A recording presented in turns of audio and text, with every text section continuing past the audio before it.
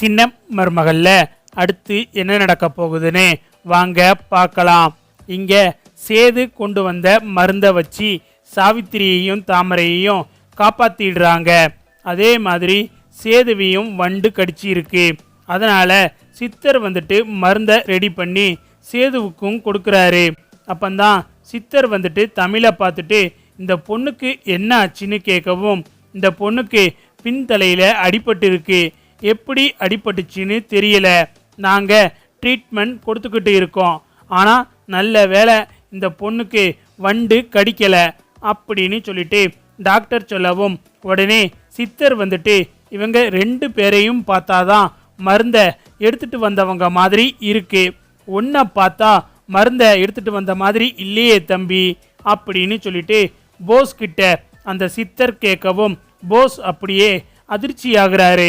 ஐயையோ, இந்த ஆளு வேற எதையாவது சொல்லி குழப்பத்தை உண்டு பண்ணிடுவாரோ அப்படின்னு சொல்லிட்டு போஸு திருன்னு முழிச்சுக்கிட்டு நிற்கிறாரு. சரி சாமி, உள்ள யாரோ கூப்பிடுறாங்க, நான் வாரேன் அப்படின்னு சொல்லிட்டு போஸ் அங்கே இருந்து எஸ்கேப் ஆயிடுறாரு. அதே சமயம் சித்தருக்கு யார் மருந்தை எடுத்துட்டு வந்தாங்கங்கிற உண்மை தெரிஞ்சிருது. அடுத்து பார்த்தா எல்லாரும் நல்லபடியாக கண்ணு முழிச்சிடுறாங்க. ஆனால் தமிழ் மட்டும் மயக்கத்திலேயே இருக்காங்க. அப்பந்தான் டாக்டர் வந்துட்டு ராஜாங்கத்துக்கிட்ட சொல்கிறாங்க, நீங்கள் நல்லபடியாக குணமாகிட்டீங்க, இனிமே உங்களுக்கு எந்த பிரச்சனையும் இல்லை, உங்களோட தம்பி பையன் போஸ் தான் மருந்தை எடுத்துகிட்டு வந்து கொடுத்தாரு, அவர் மட்டும் கொஞ்சம் லேட்டாக வந்து இருந்தால் உங்கள் உசுரை காப்பாற்றி இருக்க முடியாது, அதனால் நீங்கள் நன்றி சொல்லணும்னா உங்கள் தம்பி பையன் போஸுக்கு தான் நன்றி சொல்லணும் அப்படின்னு சொல்லிட்டு டாக்டர் சொல்லவும், உடனே ராஜாங்கம் வந்துட்டு போஸ் கையை பிடிச்சி, ஐயா போஸு ரொம்ப நன்றியா அப்படின்னு சொல்லிட்டு ராஜாங்கம் சொல்லிக்கிட்டு இருக்காரு. அடுத்து பார்த்தா அந்த பக்கம் சேது மயங்கி கிடக்கிறத பார்த்துட்டு ராஜாங்கத்துக்கு அதிர்ச்சி ஆயிடுது. ஐயா சேது, என்னையே ஆச்சு அப்படின்னு சொல்லிட்டு ராஜாங்கம் பதறிக்கிட்டு இருக்காரு. அப்பந்தான் டாக்டர் வந்துட்டு உங்கள் பையனும் காட்டுக்குள்ளே இருந்து மருந்தை எடுத்துகிட்டு வந்தார், ஆனால் அவரை வண்டு கடிச்சிருச்சு, அதனால் அவருக்கு மருந்து கொடுத்துருக்காங்க, வண்டு கடிச்சதுனால மயக்கத்தில் இருக்காரு, கொஞ்ச நேரம் கழித்து உங்கள் பையன் சேது கண்ணு முழிச்சிருவாரு சார் அப்படின்னு சொல்லிட்டு டாக்டர் ராஜாங்கத்துக்கிட்ட சொல்லிக்கிட்டு இருக்காங்க. அடுத்து பார்த்தா டாக்டர் வந்துட்டு தமிழை செக் பண்ணி பார்க்குறாங்க. அப்பந்தான் வந்துட்டு வயிற்றில் இருக்கிற குழந்தைக்கு எந்த பிரச்சனையும் இல்லையே அப்படின்னு சொல்லிட்டு கேட்குறாங்க. குழந்தைக்கு எந்த பிரச்சனையும் இல்லை, ஆனால் இவங்களுக்கு தான் தலையில் அடிபட்டு இருக்கு, மருந்து போட்டால் சரியாயிடும் அப்படின்னு சொல்லிட்டு தமிழுக்கு அடிப்பட்ட இடத்துல எல்லாம் மருந்து போட்டு விடுறாங்க. அடுத்து கொஞ்ச நேரம் கழித்து தமிழ் கண்ணு முழிச்சிடுறாங்க. தமிழ் கண் முழிச்ச பிறகு சேதுவை எங்கன்னு பார்க்குறாங்க. சேதுவை பார்த்தா பெட்டில் மயங்கி கிடக்காரு. உடனே தமிழ் வந்துட்டு, என்னங்க என்னாச்சு உங்களுக்கு அப்படின்னு சொல்லிட்டு தமிழ் பதட்டமாகி கேட்குறாங்க. உங்கள் வீட்டுக்காரர் சேதுவும் மருந்து எடுத்துகிட்டு வந்தார், அப்போ அவரையும் வண்டு கடிச்சிருச்சு, அதனால தான் இப்போ அவருக்கு மாற்று மருந்து கொடுத்துருக்கோம், பயப்பட வேண்டாம் அப்படின்னு சொல்லிட்டு டாக்டர் சொல்லவும், தமிழுக்கு அப்பந்தான் உயிரே வருது.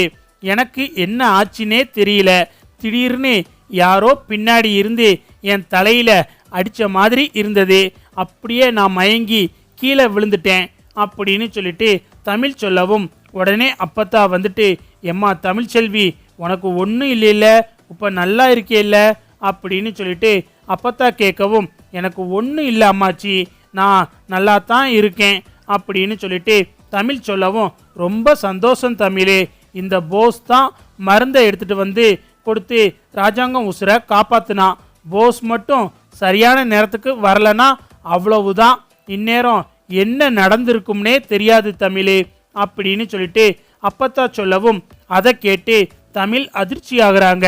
என்னது, போஸ் மருந்து எடுத்துட்டு வந்தானா அப்படின்னு சொல்லிட்டு தமிழ் அதிர்ச்சி ஆகுறாங்க. அப்போ போஸ் தான் நம்ம தலையில் அடித்து மருந்து எடுத்துட்டு வந்து கொடுத்துருக்கான் அப்படின்னு சொல்லிட்டு தமிழ் யோசிச்சுக்கிட்டு இருக்காங்க.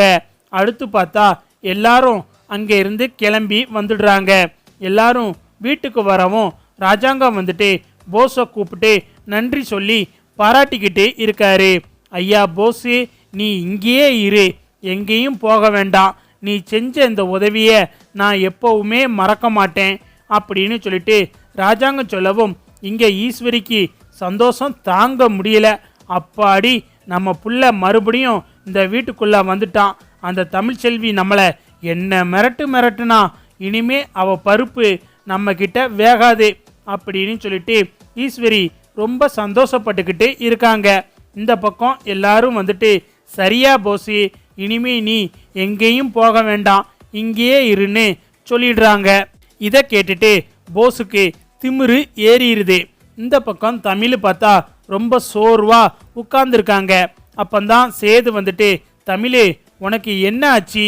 நீ எப்படி அடிபட்டு கீழே விழுந்த? உன் கையில் என்ன காயம் அப்படின்னு சொல்லிட்டு சேது கேட்கவும், இல்லைங்க, என் தலையில் யாரோ அடிச்சிட்டாங்க, அதனால தான் நான் மயங்கி விழுந்துட்டேன். நான் மருந்தை எடுத்துட்டு வரும்போது உங்ககிட்ட மருந்தை எடுத்த விஷயத்த சொல்லணும்னு சொல்லிட்டு சத்தம் கொடுத்துக்கிட்டே வந்தேன். அப்பந்தான் பார்த்தா திடீர்னு யாரோ என் தலையில் அடிச்சுட்டு என்கிட்ட இருந்த மருந்தையும் எடுத்துட்டு போயிட்டாங்க அப்படின்னு சொல்லிட்டு தமிழ் சொல்லவும் இங்கே சேது வந்துட்டு அதிர்ச்சியாகிறாரு.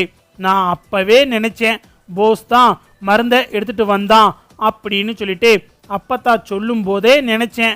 அவன் உடம்புல எந்த விதமான காயமோ சேரோ சகதியோன்னு சொல்லிட்டு எதுவுமே இல்லை, ரொம்ப நல்லா இருந்தான். நம்ம 2 பேரும் அந்த மருந்தை எடுக்கிறதுக்கு என்ன பாடுபட்டோம், ஆனால் அவன் மட்டும் நல்லா இருக்கான் தமிழே அப்படின்னு சொல்லிட்டு, சரி வா தமிழே, நம்ம இப்போவே போய் அப்பா கிட்ட அந்த போஸ் பண்ணின திருட்டுத்தனத்தை சொல்லுவோம் அப்படின்னு சொல்லிட்டு தமிழை சேது கூப்பிடுறாரு.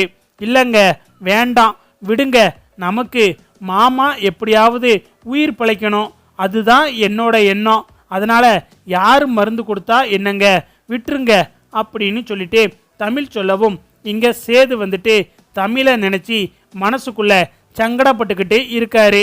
அடுத்து பார்த்தா ஈஸ்வரி வந்துட்டு, ஐயா போஸு, என் உசுரை காப்பாற்றிட்ட, என் உசுறு மட்டும் இல்லாமல் அந்த ராஜாங்க உசுரையும் காப்பாற்றி மறுபடியும் இந்த வீட்டுக்குள்ளே வந்துட்ட. இனி அந்த தமிழ்ச்செல்வியால் நம்மளை எதுவுமே பண்ண முடியாது. ஏன்னா நீ ராஜாங்க மாமா அனுமதியோட இந்த வீட்டுக்குள்ளே வந்திருக்க. அதனால் இனி அவளால் நம்மளை எதுவுமே பண்ண முடியாது போஸு.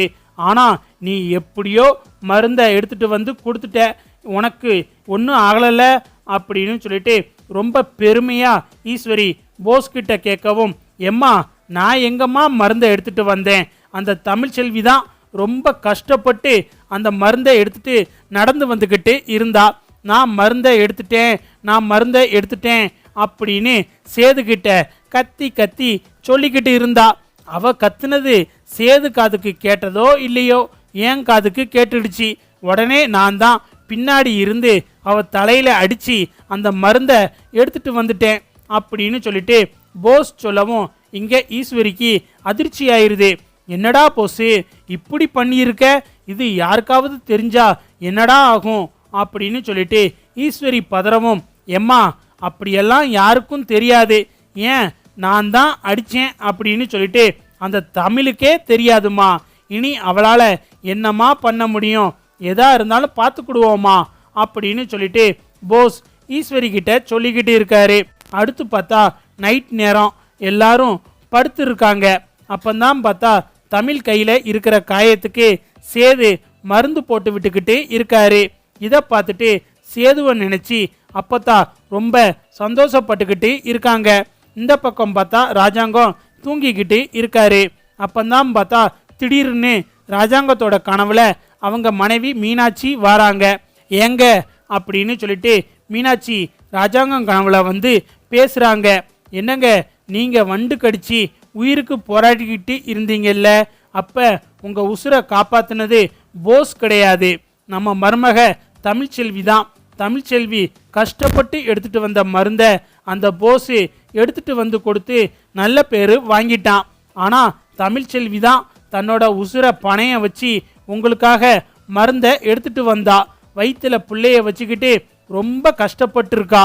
ஆனால் நீங்கள் என்னடானா தமிழ்ச்செல்வியை விட்டுட்டு அந்த போஸை பாராட்டிக்கிட்டு இருக்கீங்க அப்படின்னு சொல்லிட்டு சேதுவோட அம்மா மீனாட்சி வந்துட்டு ராஜாங்கத்தோட கனவுல சொல்லவும் ராஜாங்கம் எந்திரிச்சு உட்கார்ந்துறாரு. அப்ப உண்மையிலேயே மருந்தை கொண்டு வந்தது தமிழ்ச்செல்வி தானா, போஸ் கிடையாதா அப்படின்னு சொல்லிட்டு ராஜாங்கம் யோசிச்சுக்கிட்டு உட்கார்ந்துருக்காரு.